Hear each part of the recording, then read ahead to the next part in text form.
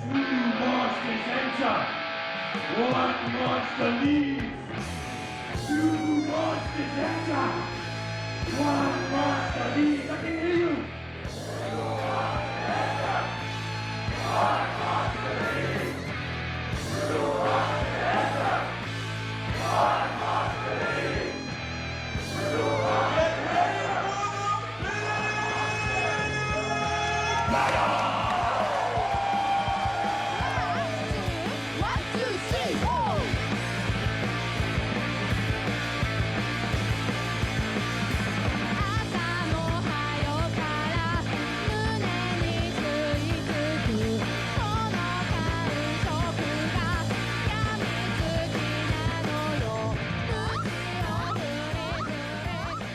It's like American pro wrestling meets Japanese monsters with like a spin of like, I don't know, pop culture parody.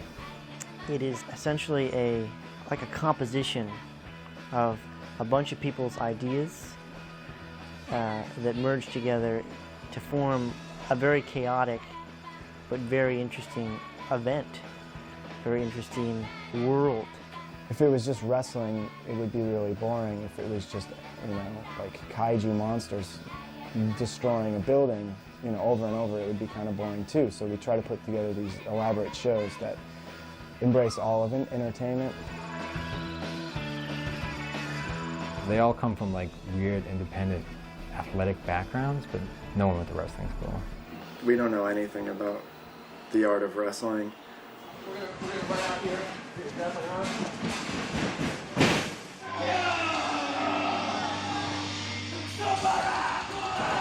Before a show, we'll watch wrestling tapes and just put together some ideas.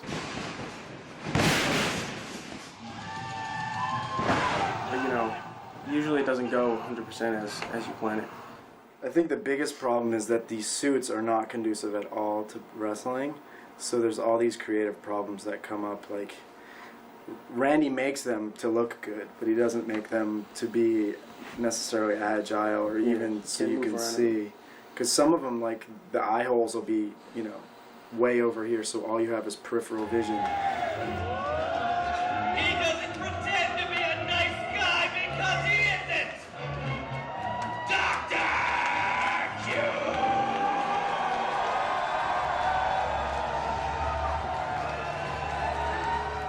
Dr. Cube's really popular because, he's the kind of quintessential bad guy.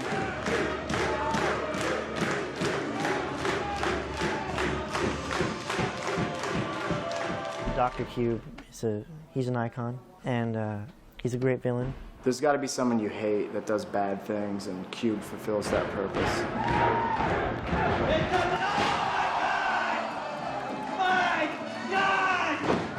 There's a host of other characters. We have probably about 20 that are working now, but the large list that are on the website's about 40. So we rotate out of that based on crowd reaction and which ones are in good shape, because they tend to get destroyed after a while. The Plantain twins, Los Plantanos, actually get the hugest reaction. Ladies and gentlemen, Kaiju has had some impressive tag teams over the years. Ones that have made you laugh, ones that have made you cry, but none have impressed you more than the Twin Brothers from South America, ladies and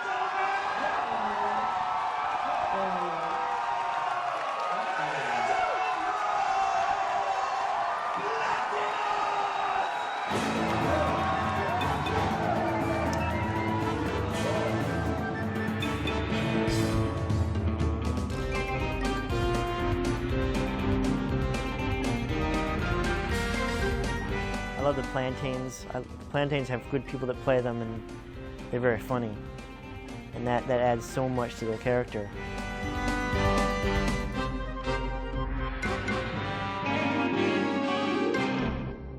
I think we've made some steps in at least creating a buzz about ourselves and putting on really good shows and having more and more people interested at each show. You have to see the events live. Even the videos really don't put it across.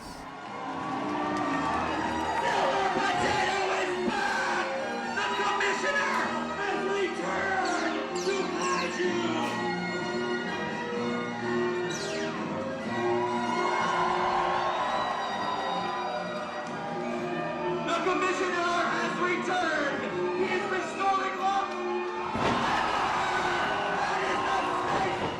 Silver Potato leaves the crowd in the chanting, Kaiju, Kaiju, Kaiju, Kaiju, Kaiju, Kaiju, Kaiju, Kaiju,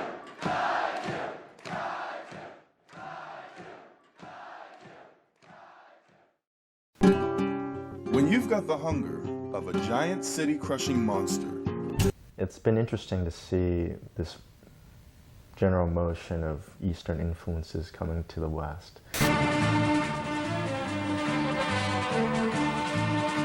Look at him go! Nobody's as fast as Racer X. Americans are accepting Japanese cultural exports as legitimate mainstream entertainment.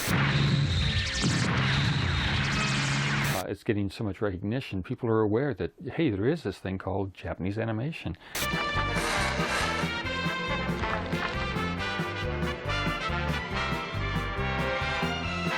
Japanese cartoons sort of taking over the geek culture, really.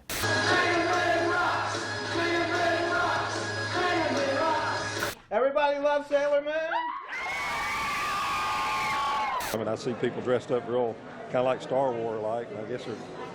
I guess they're doing the characters out of the comic books, I guess. What the hell are these people doing?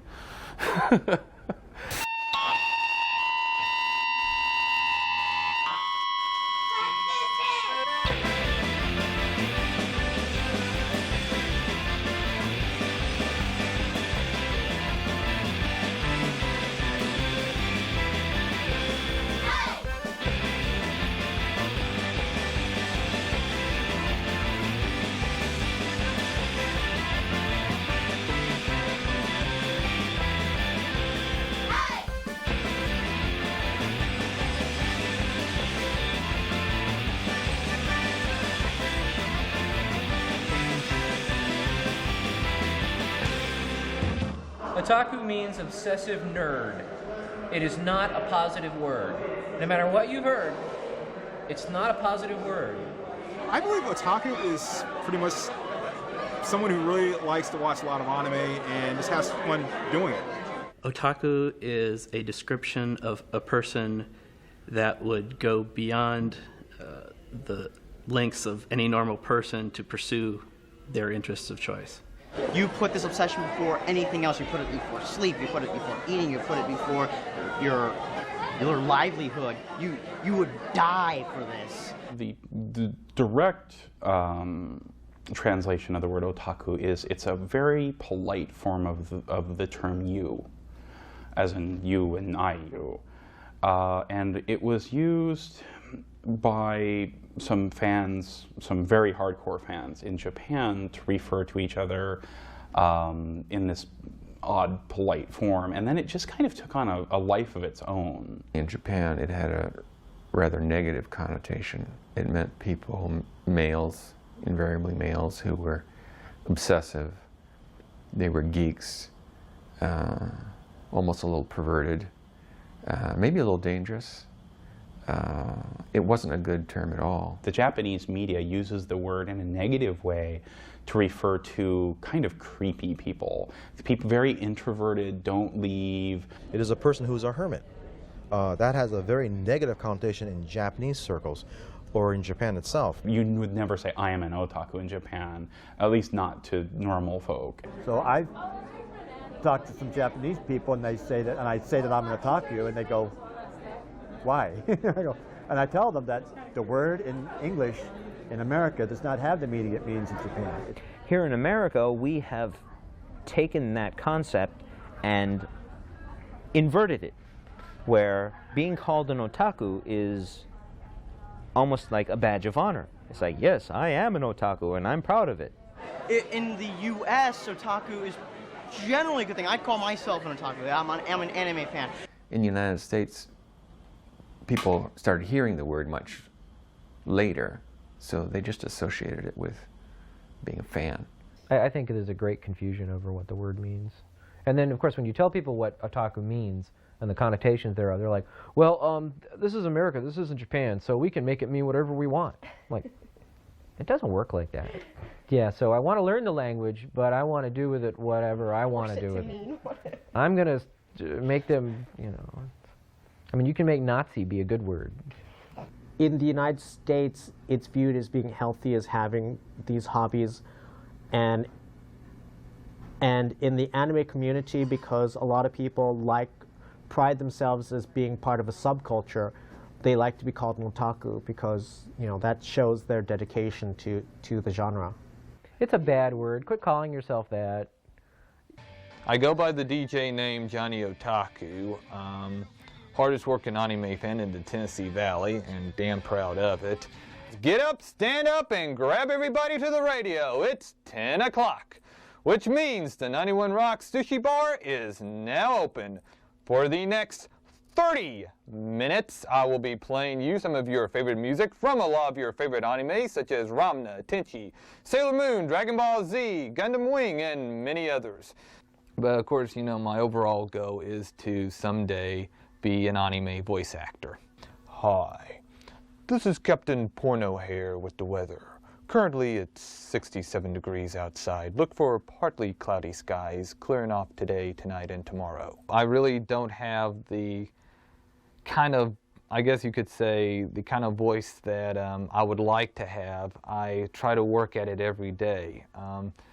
Work on my levels, work on my pitches, try various different voices, like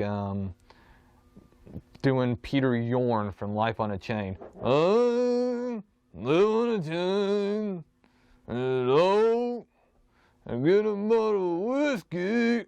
A mercury-iced bubbles freeze has caused a multi-car pile-up on I-27 near the old Johnny Bridge. Can I get an amen for the GOP? I want to tell my friends how I will fight to keep such sinful, evil... Okay, I screwed on here. So good. Okay. Yeah, it's kind of like otaku are to anime what Trekkies are to Star Trek. Well, you know, real people watch Japanese cartoons. Geeks watch Star Trek. Star Trek was always a geek show. From its inception, it was kept on the air by geeks. It was brought back into 13 god-awful movies by geeks. It was put on the air again by geeks. It is a geek cult. Hey, I watch Star Trek. Well, you're a geek. I think you can compare manga and anime fans to fans of just about every other subculture in the U.S., whether it's, you know, Trekkies or Star Wars fans or sci-fi fans. The anime fans are a lot more gregarious, I would say. The science fiction fantasy fans, they tend to be more cliquish. You know, if you're a Babylon 5 fan, you have problems with Star Trek fans, and you know, if you're a movie fan, you have problems with the literary fans. But anime fans, they seem to get along a lot better. I like the anime fans a lot better than the mainstream adult fans because the anime fans tend to be a bit geekier, which appeals to me because I'm a hardcore computer geek myself. So The hallmark, I think, of anime and manga fans is that they are fans of something which is from a very different culture, and that makes them quite different from most other subcultures, fandom subcultures in the U.S. Quite frankly, I would trust an anime fan with my children's lives much more readily than I would trust a random person off the street. Anime fans in general tend to be really smart.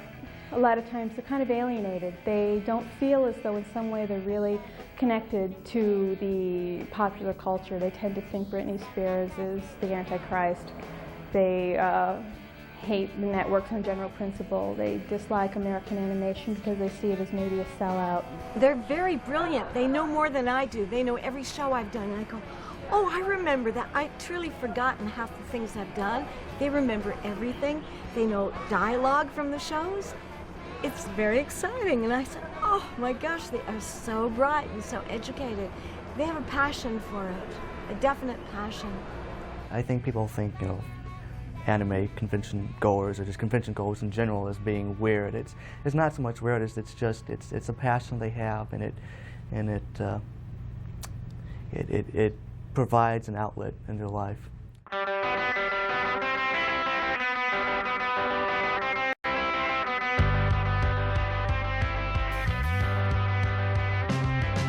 Personally speaking, here in the United States, people like 15 to 16, 18, they don't have any kind of entertainment like Japanese animation. And if you watch an American show from the 70s or the 80s, it's going to be very boring, it's going to be very static, and Japanese just don't do that. They don't make boring television shows. It's like really good. I mean, it's funny. It's like regular TV except with better drawings and better ideas. It's really the quality of the art that draws me in. I'm an artist and I find the artwork very good, very inspired. I like the art. I'm saying the illustration. I like the bright and dark. It has a storyline. They usually have a higher gauge story. The stories are more, they're a lot more melodramatic. You'll just be recycled back into some scrap metal. But for us humans, it's an entirely different matter. No, Bob. What? Is that the way you think of me? Am I just a lot of scrap metal to you? And they're more violent. They're more action-packed.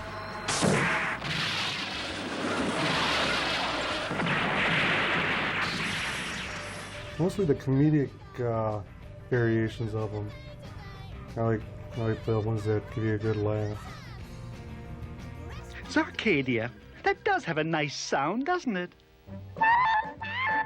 Oh, now, One Rover One, don't be jealous because they named a new planet after me. They named the brightest star in the sky after you. Sirius, the dog star.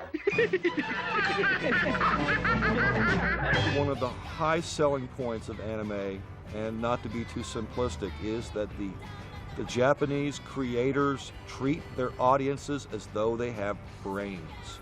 It makes you think, and that's one of the things I really enjoyed about anime. It presents an idea to you, and it's not spoon-feeding you what they want you to think. It gives you an idea and then lets you work your way from there. Coming out of Japanese culture, feelings, the characters' feelings are crucial in many, many anime. Even little kids shows. The feelings of the character are important. Characters are important. And the viewers catch on that. I mean, you start, really rooting for characters. I actually feel what these characters are thinking. And in fact, you sometimes, at one point, tend to forget that they're cartoon characters, basically. I mean, we've all had our schoolyard crushes. I had mine with Sailor Jupiter.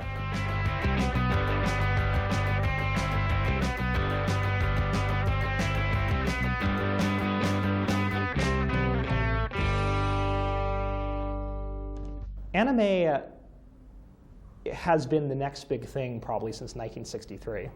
I think since Astro Boy started showing here.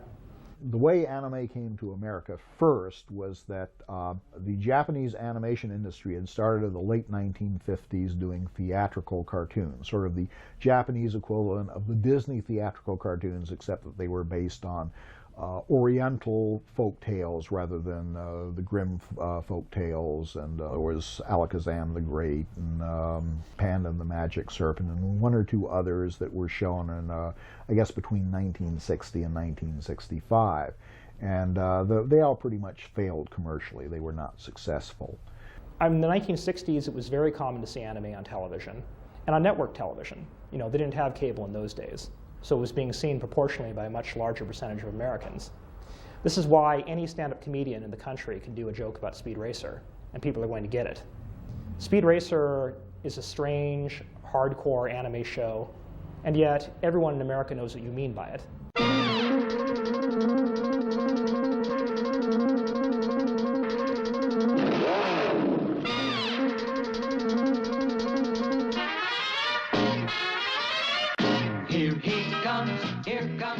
When everything moved to the West Coast, television was mostly in New York at that time. I was writing shows for television and appearing on them, so was my first wife. I started getting W jobs as an actor. And then I realized somebody had to write the scripts. So I started writing the scripts for hundreds of foreign films and starting to do a few cartoons. And Ghost did a lot of the Astro Boy scripts, the Giganta scripts, and then Speed Racer came along. And they said, "You want to do it?" I said, "Sure." He's up and flying as he guns a car around the track. He's jamming down the pedal like he's never coming back. We'd all had that experience of seeing anime on TV as kids in the 60s and 70s. We'd all seen other fans, both in our own age group and younger, and we'd all decided we need to put this energy together. And so spontaneously, it just seemed to have happened that groups of us who had the opportunity to do that, had the time, perhaps also because this is an issue with a lot of fans, didn't have family commitments that stopped us doing it. Just started fandom. It just happened. From that time onward, I guess there was a almost underground movement among the anime fans that we were going to help promote Japanese animation in America, whether the American entertainment industry wants it or not. We date the first organized anime fan activity from May 1977, which was the first meeting of the Cartoon Fantasy Organization, which was the first club to specialize in Japanese animation. And as an archivist, Fred understood the importance of organizing information. And to me, that's the great thing that the CFO did. It brought together a group of individuals who could organize material and organize information. And that made it possible for other people to tap into their resources. Yeah, it's much easier for people who want to get involved in anime and manga now than it was 10, 15, 20 years ago. There's a huge amount of material now that's available in English. I mean, for people who were fans in the early days, this is, of course, the biggest change, because in the beginning, believe it or not, there were no comic books from Japan translated into English, and there were almost no anime videos. Of course, in the very early days, there were no videos. Being a fan then was a lot harder. It was a lot harder. Just in finding what you wanted to watch. And a lot of, we'd watch whatever came out, whatever our friends had, because that was all that was to be had. It was not easy to get a hold of animation or anime, and most people didn't know what it was. You had to spend a lot of time trying to make contacts with other people and getting pen pals in Japan or friends that were going there or what have you. If you knew somebody who knew somebody who knew somebody in Japan, you could get the freshest TV shows. That was great, but you'd get a third generation, fourth generation copy. You could barely, the animation was always rough and the copy quality was always bad, and there was no translations. It was mostly underground and unknown, very just pretty much about small groups of people getting at a friend's house. They'd watch a 20th generation VCR copy of a Japanese TV show that had been off the air for 5 years, and we'd huddle in this small dark room, 20 people, and we'd watch on this 12-inch TV, black and white TV screen with the only Japanese speaking person up front translating the dialogue as it goes along. And it was kind of like a secret hand club where you had to know the secret handshake. And if you didn't know the right people, if you didn't know the anime club, if you didn't have the friend who had the 4th generation copy of Gundam on VHS, you couldn't get access to it. You might hear little rumors about it in whispers, but you couldn't really watch it. Thank you for your patience. And now what you've all been waiting for.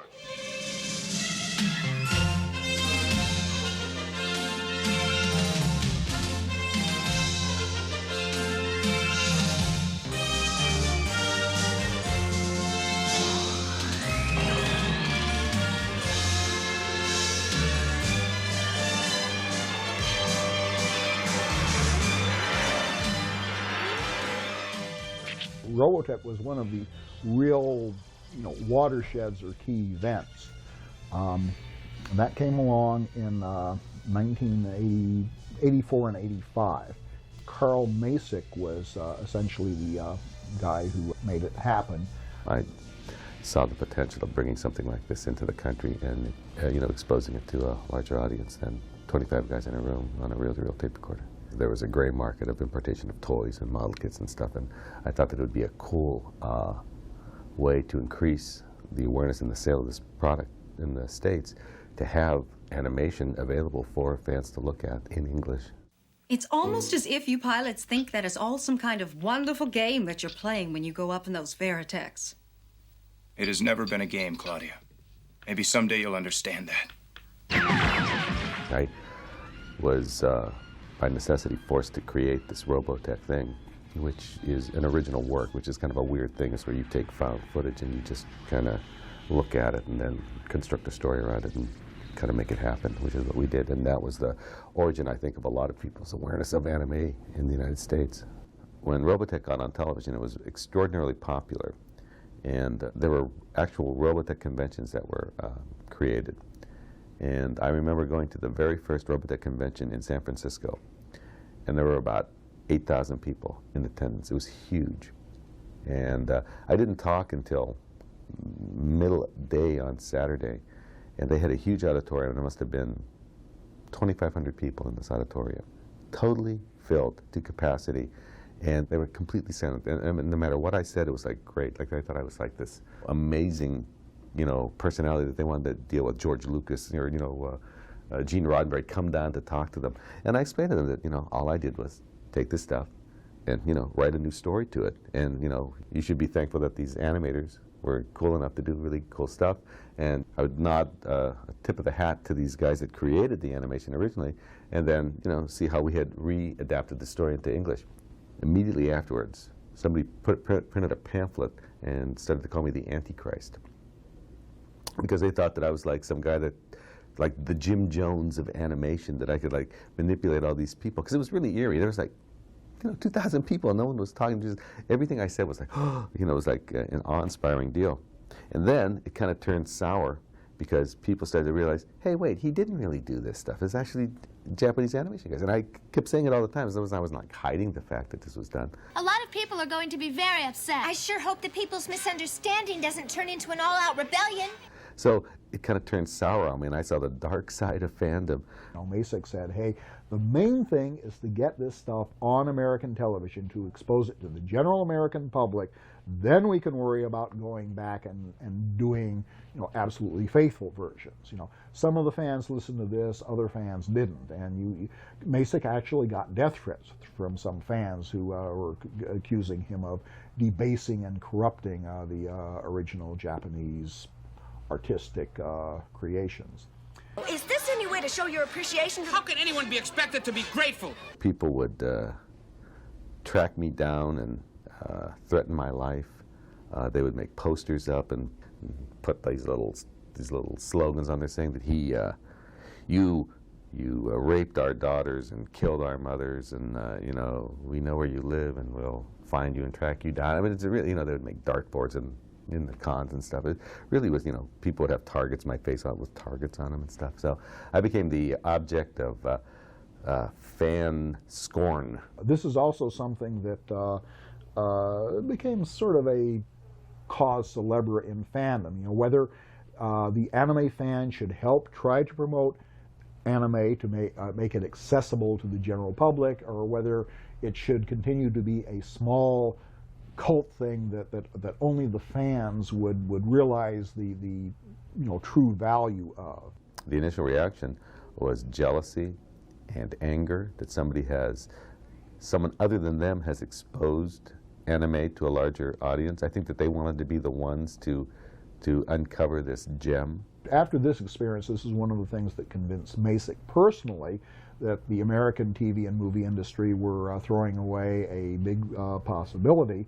So after his contract with Harmony Gold expired, he set up his own company, which was Streamline Pictures. 1988 was when it actually got off the ground, specifically for licensing Japanese animation movies and TV programs and bringing them to America to market for the fans at first, and then for the general public. And this was just at the same time that a number of other American fans were having the same realization. They'd also started their own companies. So you had Streamline Pictures in LA in 1988, and Animego, which was in North Carolina in either 88 or 89. I've been doing this since 1989. Animego is one of the first companies to release anime in the home video market. When AnimeGo started producing its first videos, and then CPM and then Viz and a whole bunch of others started doing early videos, they already had fans around who would watch the videos, buy the videos, and then show the videos to all of their friends. The first tape sold 2,000–3,000 units. We thought it would sell a couple of hundred. In 1990, there was only one legitimate anime videotape on the market. Now you probably have literally hundreds of videos to choose from. More and more companies have been coming into existence that sell anime in America. Some are direct divisions of Japanese companies. Some are American-owned and operated companies that license from the Japanese companies. And that's been growing and growing and growing. To the point now, there's something like 40 to 60 videos released in the U.S. every month. Now you have such a wide choice of options. I think that's why you see the explosion of anime nowadays. For example, Toonami on Cartoon Network. 5 years ago, absolutely unheard of. The guy who started, Sean Akins, he's always been a fan of anime, and he really wanted to get it on Cartoon Network, so we really didn't have any anime at the beginning. We just had whatever we could get, was like Herculoids, and Voltron. We had Voltron, actually, Thundercats, so it was kind of that kind of anime. And then it just progressed from there. It really didn't start taking off until we got Dragon Ball Z, and when we got that, then the ratings just shot through the roof, and all of a sudden we had some validity in the network, and they let us do a lot more stuff, get a lot more cartoons, and they realized that anime was going to be good for the network. With things like the Cartoon Network that's calling it anime, it's a little different, but on the other hand, there was still Robotech, there was still Battle of the Planets, there was still Star Blazers before that. And those were on network television. They were syndicated, but they were still on the television that the networks were affiliated with. And so there were still an awful lot of people who saw anime. The fact that they're calling it anime allows you to get on the internet after that and find out what the whole thing's about. When you go back to how the CFO was founded, and what it basically was all about was fans coming together in a common location, swapping resources and information for the better understanding of the shows that they loved. What they had to do on mimeographed papers and meetings in rooms in colleges can now be done without ever leaving your bedroom. The internet has had an intense impact on anime in the States. In fact, I think anime would be a good 5-7 years behind where it is now if it wasn't for the internet. When the web exploded, anime fans were already out there. They started putting up web pages almost immediately. The Anime Web Turnpike is one of the very, very first topic-specific web directories to come into existence. Anime Web Turnpike is the largest collection of anime and manga-related links anywhere in the world, and I'd like to say it's probably the most influential anime website right now. So, things have changed dramatically. You can go to Blockbuster and Virgin Megastore, and you can find Japanese anime, and Virgin Megastore you can find translated whole shelves of Japanese manga translated into English. It's a revolution. Now, fans who are kind of interested in anime have a wide choice of either going to the Blockbuster Video and renting the anime, or they can go to an anime convention and see a lot of anime fans there. One of the things that bring otakus together is, of course, having cons.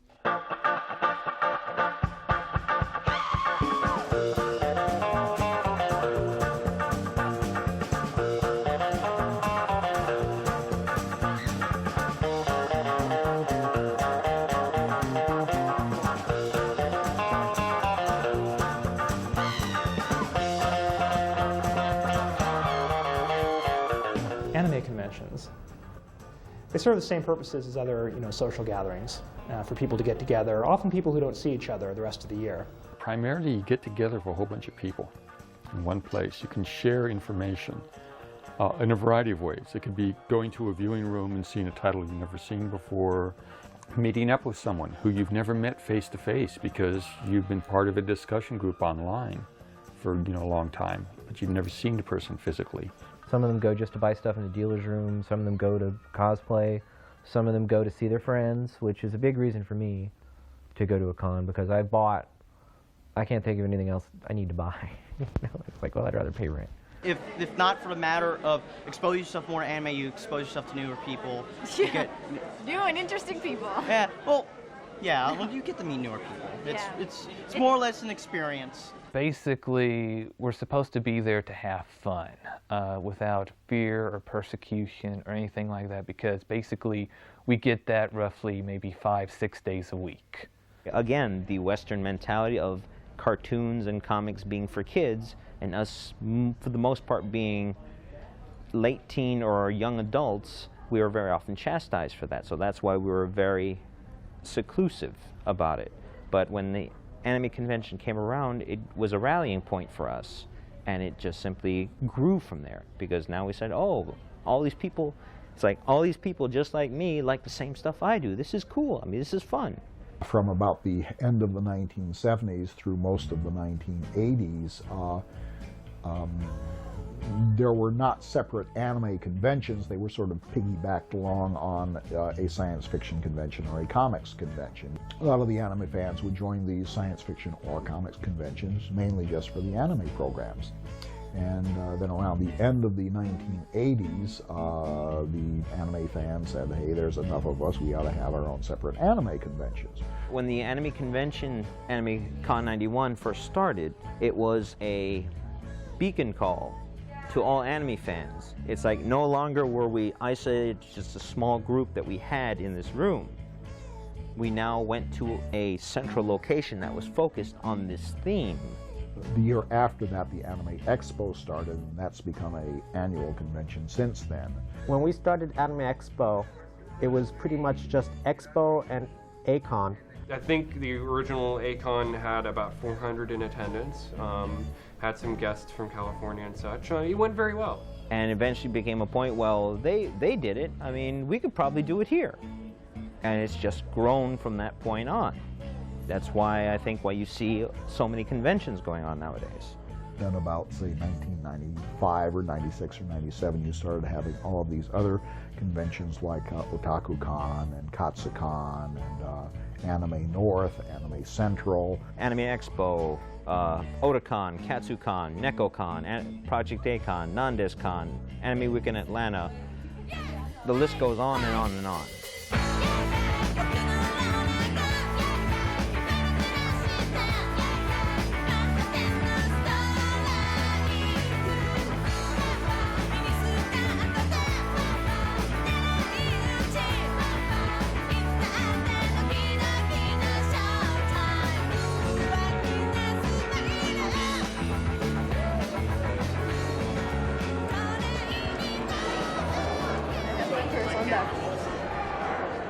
Well, I would like to thank everybody personally from the bottom of my heart for coming out to this year's convention. I'm the guy that sits down 12 months before the show and thinks, well, this would be a good panel to do, or why don't we try to get so-and-so? And I have a vague influence on how things turn out. You know, the details are left up to everybody else. It's like setting up a giant thing of dominoes, and then you get to knock them all down. You get to watch them all fall down. You set up this big event, and you get to watch it happen. You get to plan things and watch it go. Anime Week in Atlanta, September 21st through the 23rd at the Sheraton Gateway Hotel, Georgia International Convention Center. Don't miss it. Well, you start out a year in advance. That's 12 months. You have to nail down a hotel. You have to sell dealers' tables.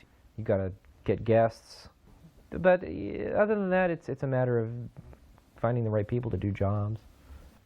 For the past 2 years, I've worked as a staffer for Anime Week in Atlanta in the events and guest relations.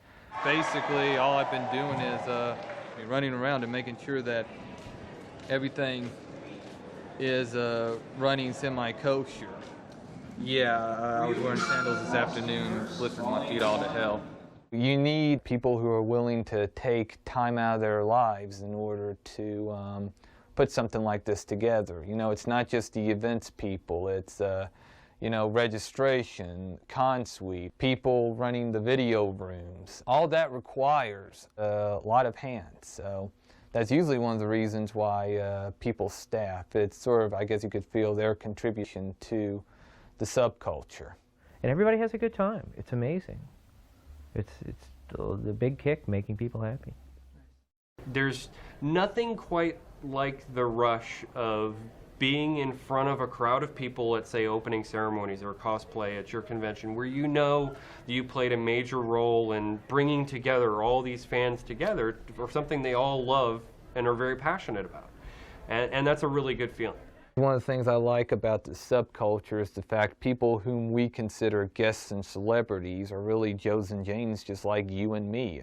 I was surprised more than anything when I showed up and people are going, "You're Brett Weaver, the Brett Weaver." There's no the Brett Weaver. This is insane. You people think I'm famous? We were the voices of these characters, and so many people just say, "You're Speed Racer, you're Trixie." We were the voices in an animated cartoon series. If you see what I mean, we weren't real people at all.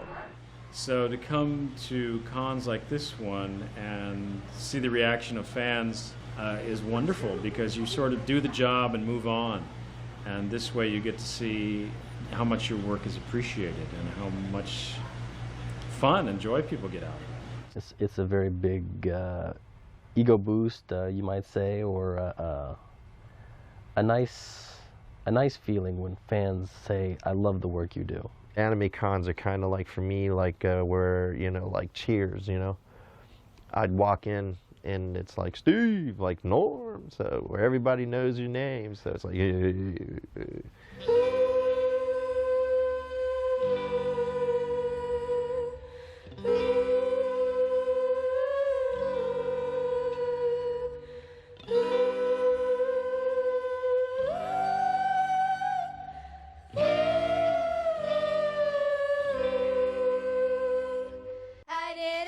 Iron Cat has gotten such a friendly welcoming at cons. It's because everywhere we go we're so open to the fans, and that a lot of the fans love Steve.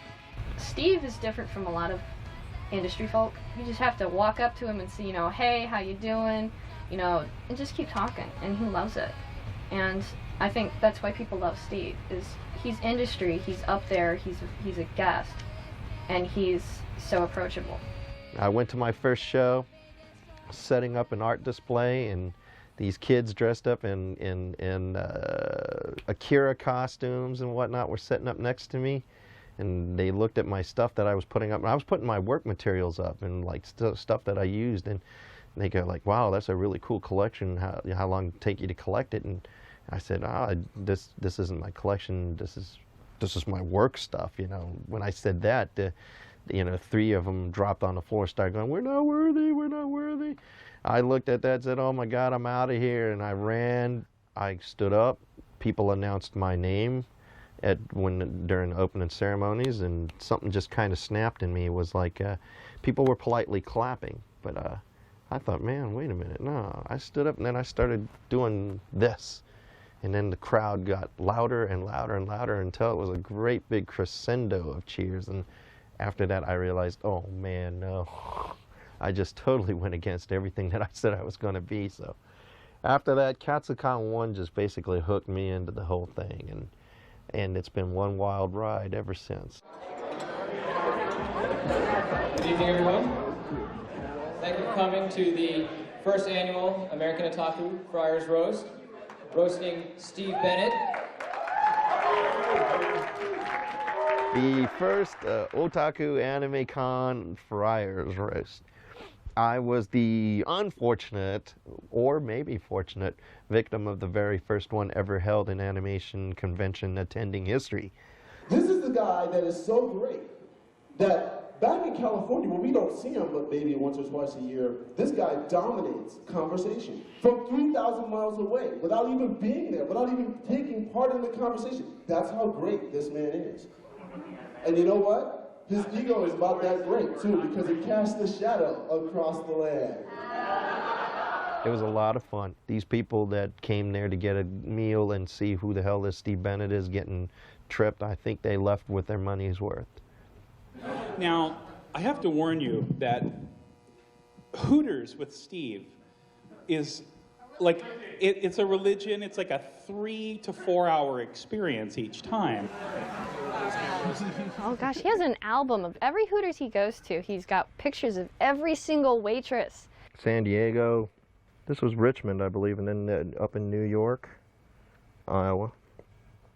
Meredith, Daytona. This restaurant down there in Hampton, they were all anime fans. Remember this now, with the cell, the larger the image actually looks, the easier it is going to actually be to paint. When I do the cell painting panels at the anime cons, I basically give them, since it's only a 3-hour event, so to speak, so you really can't go into the super details and super hardcore training, I give them the rudimentaries. And then once we've gone over the rudimentaries, then while time permits, I'll sit there and start pointing out exact details of what to do and how to do it and so forth. The attitude here at the office is that as long as you work hard, you get to play hard. And so when you see us at the cons, we're still working, but there's a lot of play involved as well. Fandom itself has grown so much over the past 10 years that, I mean, the attendance, that conventions get these days is staggering compared to what what we used to consider like the Dallas Fantasy Fairs as being large attendance was, 1,000 to 1,500 people, and A-Con's now looking at potentially more than 5,000 people this weekend. I've noticed that the attendance has gone up dramatically. We've had a lot of people in costume. We've had a pretty much even split between male and female. In the early years, in the early 90s when the AnimeCon started up, it was predominantly male, around college age.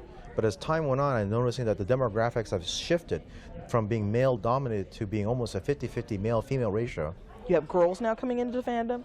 You got mom and dad coming into fandom. You have people getting married who have grown up and have this similar interest, and they're coming to the con, and they're bringing their babies. I went to several conventions where they've had mom, dad, and the kids, all of them having an interest, all of them having badges. You can meet the woman of your dreams at a convention now. We met 2 years ago at Anime Central 99, and I didn't know that Bob was a guest, and I thought he was kind of snobby, and I didn't know who he was, and then someone said, he's a guest of honor, and I was like, oh, okay. And it was Saturday night, and I was walking down the hallway, and I was wearing a schoolgirl uniform, and all of a sudden I feel like someone's arm through mine, and he says, how are you, and what's your name, and asked all these questions about me, and it turned out that he lived in Crown Point, and I lived in Crown Point, and he needed a ride home, and so I took him home, and I kept him apparently. So.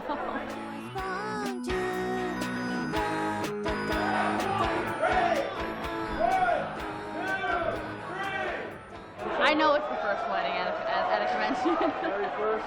The very first. The one and only, in fact. They wanted it to be at Anime Central so that they could say that they had the first. So yeah, it is the first.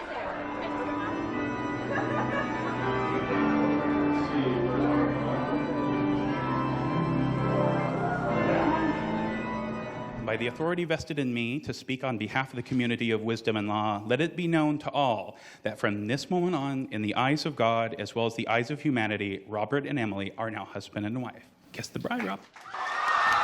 Ladies and gentlemen, Mr. and Mrs. Robert and Emily DeJesus.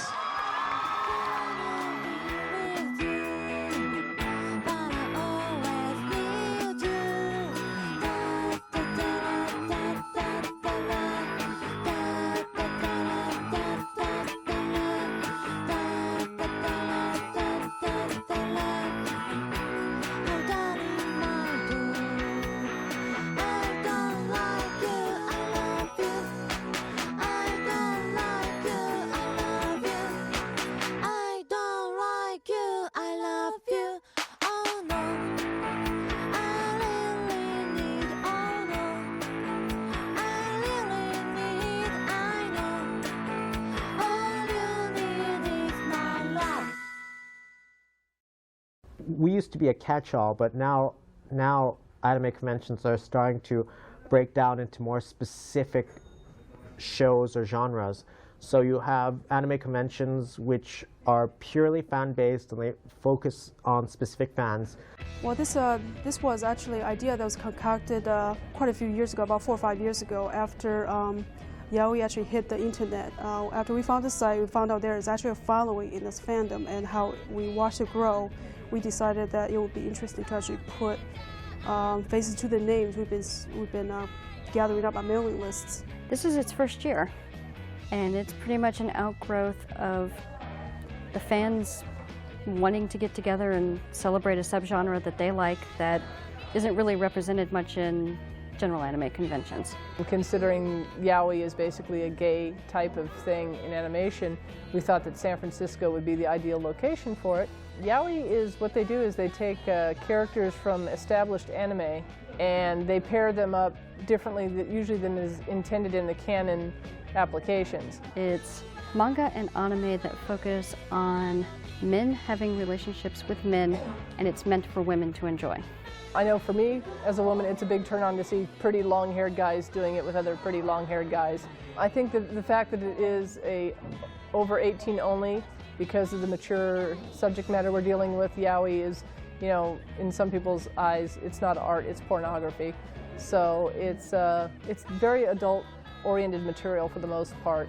So the fact that this, you know, you can't bring your 12-year-old kid in here looking for Pokemon, because the Pokemon they're going to find is very different than what they see on Cartoon Network. So it's an adult-only convention. Back in the early 90s, you had a lot of people that were showing up because they were interested in what Japanese animation was, and they may never have seen it beyond what was on television back then, which was not very much. So they were more coming out of curiosity or exploration than really anything else. Now you have diehard fans and droves of them that are coming to your conventions, and therefore they know the characters, they want to dress up as them. You know, the cosplay has become a huge, huge event at all the conventions because of that.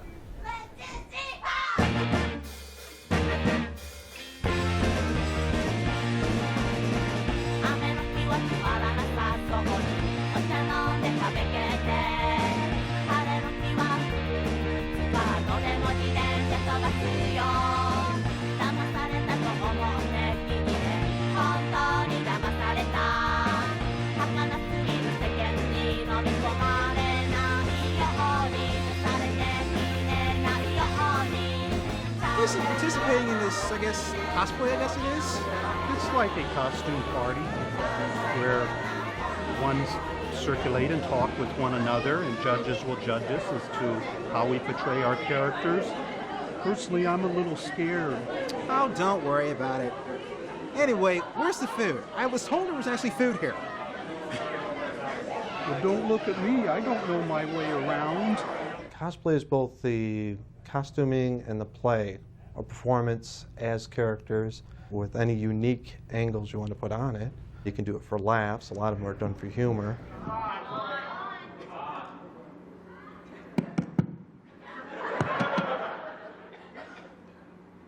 Meow, meow, meow, meow, meow. Fans like to dress up. So, you know, you get the whole costuming thing. When you see like a 5-year-old girl dressed up as Sakura from, you know, Cardcaptor, you know, it's really cute. When you see a 40-year-old guy or a 50-year-old guy dressed up as his favorite character, you start to wonder. Sort of like growing up watching Saturday Night Live and seeing performances done, or Monty Python. Anything where you sit there and you go, oh, that was funny. I was the biggest anime star in the world.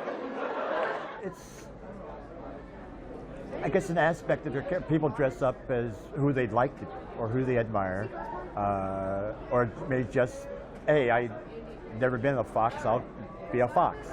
The huge display of costumes. It's because a person finds a character that they can really identify with and really want to be, and gives them a chance to step outside their normal life and be or do that for a short time. Yeah, it's all good, clean fantasy. It's something you could look forward to. You have to work your everyday job and go through your everyday, day in and day out, week in and week out routine. But then this is something special, something out of the ordinary you can really enjoy for the 3 days of the convention. I'm just a glutton for attention. What I have seen in recent years is the more commitment to cosplay. I see that as a larger phenomenon than it was in the past. In the past, there would be a certain group of people that would love to dress up, and that's a remnant of the science fiction convention group, because there's always that movement. In the old days, you'd have a masquerade contest, last about an hour, if that. Usually about 15 minutes to get everybody up on stage. Most of it was previews, announcements.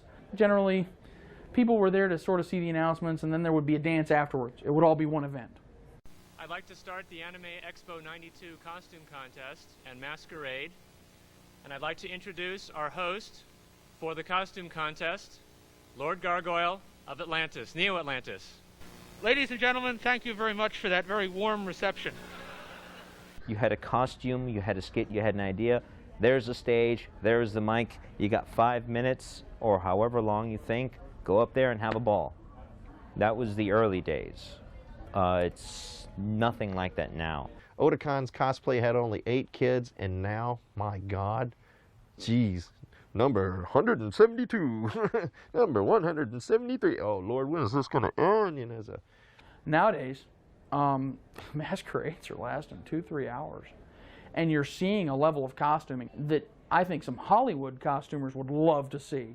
A lot of fans are trying to do this almost on a professional level, that they practice and train for the skit for weeks and months. But now we have people who are having music, edited sounds, dialogue recorded, pre-recorded, and had this huge choreographed number, all within a very short time frame. So as well as having these elaborate, well-made costumes that just raises the bar of everything. Ladies and gentlemen, please give a warm welcome to Sailor Jamboree.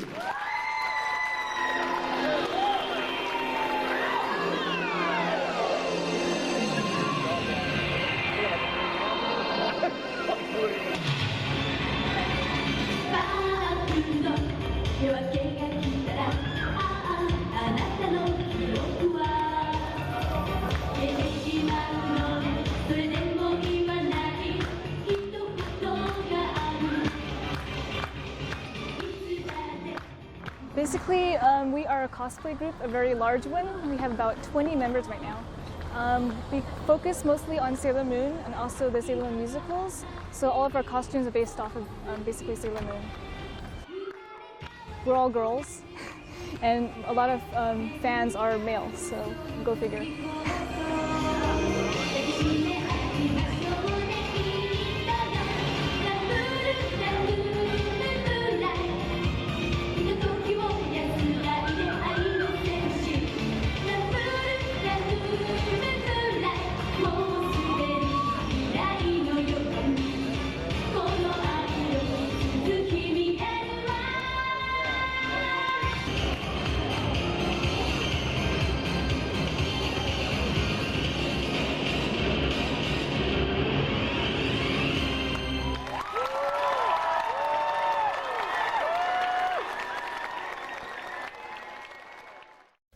The first cosplay costume I ever wore, believe it or not, was Tuxedo Mask. In fact, I was working at Kmart at the time, and when no one was looking or it was closing hours, I would go into the floor section, get some plastic red roses, and actually practice my marksmanship.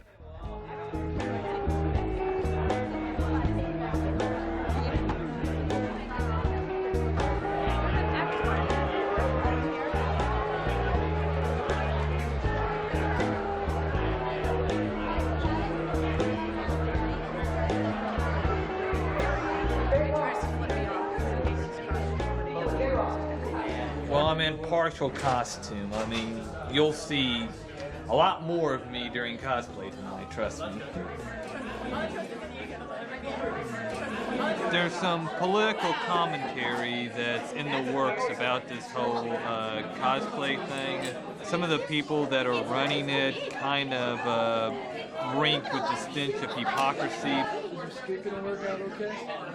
Well, it got a lot of great reviews at Otakon 99. Unfortunately, I didn't win any awards due to the fact that, and it has been noted by several other cosplayers, that at Otakon 99, the judging was rigged, big time. But hey, what can I say? That's the politics of cosplaying. Hopefully the rules are changed someday if I ever get to run a convention myself. Okay, next we got is coming up is the Inuyasha fan service. I consider myself a stage actor or a stage performer more than anything. I'm more happy when I'm on the stage than when I'm wearing a costume.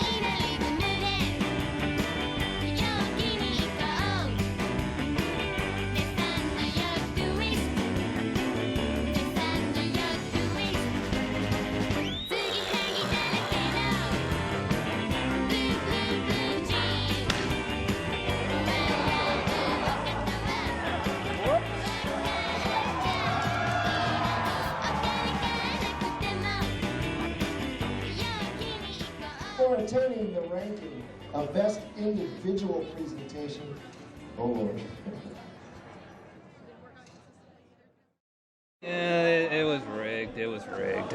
Really? Yeah, it was rigged. I admit I do some pretty outrageous things when I do my skits, and they're not exactly what you call Academy Award stuff, but they make me happy. It makes the audience happy. It would be nice if they had an award for most unique performance or something like that. If not, just make a goddamn Jonathan Cook Award, please.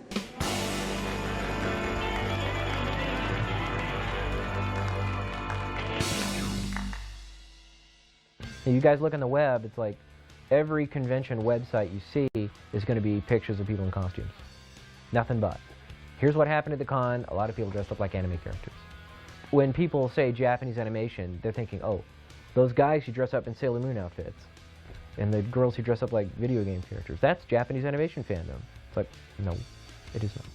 Guys with foam hair who will beat you up. It's like, this doesn't represent me, you know? I don't know. It is more important now than it ever has been. It's now much more expressive of the... People see someone in a costume and it raises questions as to, well, that costume's really neat. Where did it come from?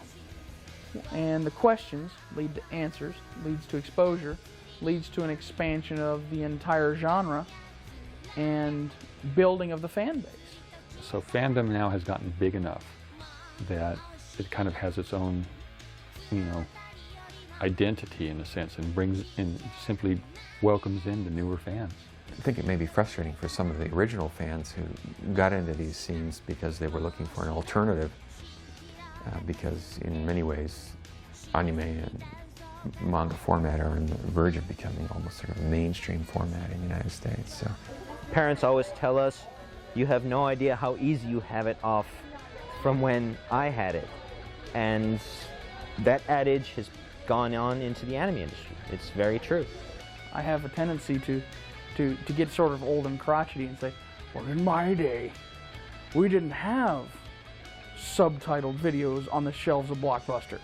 We didn't have anime that's showing up on Cartoon Network. We didn't have the animation, the heavy interest in animation. It just wasn't there. It seems to be, I think, to people that maybe it's too easy now, that, you know, any clueless 13-year-old can just wander into Suncoast and be walking out, and now she's got all the hip anime gear and she doesn't even know the background of it. But I also see that that's good too. I mean, anime, I think, is strong enough to not just be hoarded by the people who have really been in it for a long time, because they're going to hang on to it no matter what, and nothing you say is going to talk them out of it anyway. So don't even try. Try and reach out to the newer fans and get them to come into it. And if they want to go a little deeper or just stay on the surface, I think both of those things are valid and legitimate. I always like to think that anime is big now, but I always want it to be bigger. I wonder how big it can get, though, because I think fundamentally, again, it is a foreign medium. That's its strength and its weakness. It's a strength because it brings new ideas, it brings the unexpected. It's its weakness because it was never designed for Americans. And I think if it is ever designed for Americans, it will end up losing some of its strengths. If they become too popular, they will lose their identity as being manga and anime. In other words, they'll just become another part of American mainstream pop culture. And in a sense, that has already happened with some properties like Pokemon, Sailor Moon. When you saw Pokemon and Dragon Ball Z become top links on Yahoo for months on end and top sellers on eBay and all these other websites, it clearly became mainstream to the point where it was never going to go back. There was 1 month in which the Pokemon comic that we published, the manga, was the #1 best-selling comic in the United States. That's never happened for a manga before. You could say that Pokemon, Digimon, all these things, they're definitely part of mainstream American culture. For the other sub-themes, whether they be adult or drama or romantic comedy, these are not accepted in mainstream American culture. So there's huge segments of the entire anime library, so to speak, that just have not achieved mainstream status. When Americans can accept all forms of animation as legitimate entertainment or as a means of telling story, that's when you could argue that all of anime has gone mainstream. But as of right now, it's close, but it's not completely there. And the subculture is necessary because, you know, as long as it's still not there, you're going to need somebody to keep pushing it towards that goal.